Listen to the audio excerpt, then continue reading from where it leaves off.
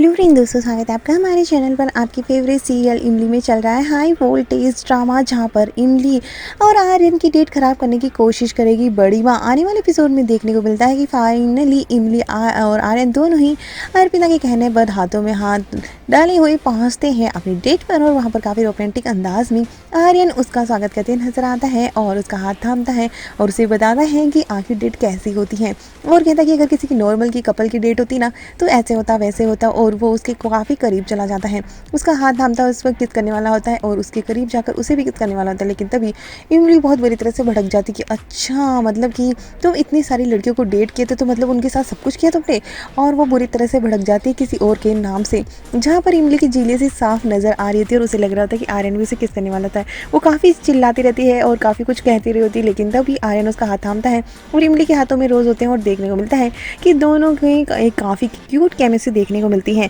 लेकिन तभी यहाँ पर बड़ी माँ शोर मचा देती है और लगा देती है सुंदर पर चोरी का इल्ज़ाम कि हमारे गहने चोरी किए हैं, ये वो सब कुछ उल्टा सीधा कह देती है, जिसके बाद में यहाँ पर अर्पिता को पता चल जाता है बातों ही बातों में कि सुंदर नौकर है, और उसे बहुत बुरा लगता है कि उसने सुंदर को इस तरह से बुला लिया। उसे लगा कि वो तो उसका इमली का दोस्त है, इसलिए उसने उसकी जो भी चीज़ें थी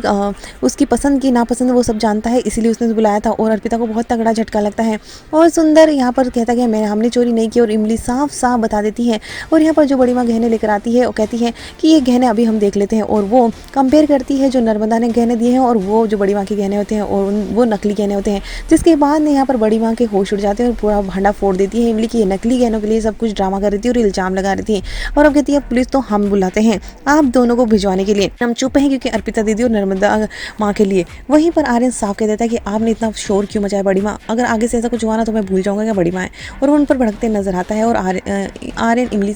और यहाँ सुंदर से माफ़ी मांगता है। वहीं पर सुंदर कहता है अर्पिता से कि हमने काफ़ी औकात से ज़्यादा आपको अपना मान लिया था, और उसके बाद में कहते हैं हम तो आपकी बराबरी भी नहीं कर सकते, और अर्पिता को बहुत बुरा लगता है। वही इमली अब आर्यन को ये कहते नजर आती है कि जीवन साथी का साथ हमेशा जीने का मकसद बन जाता है, और वही हमें रुलाता है, हंसाता है और हमारी ज़िंदगी को पूरा करता है। और आर्यन को समझाने की कोशिश करती है कि अर्पिता की ज़िंदगी में भी खुशियाँ आनी चाहिए, और वो खुशी कोई और नहीं सुंदर हो सकता है। जिसके बाद यहाँ पर अब काफ़ी बड़ा ट्विस्ट आने वाला है, जहाँ पर इमली और आर्यन अर्पिता और सुंदर की शादी के बारे में सोचने वाले हैं।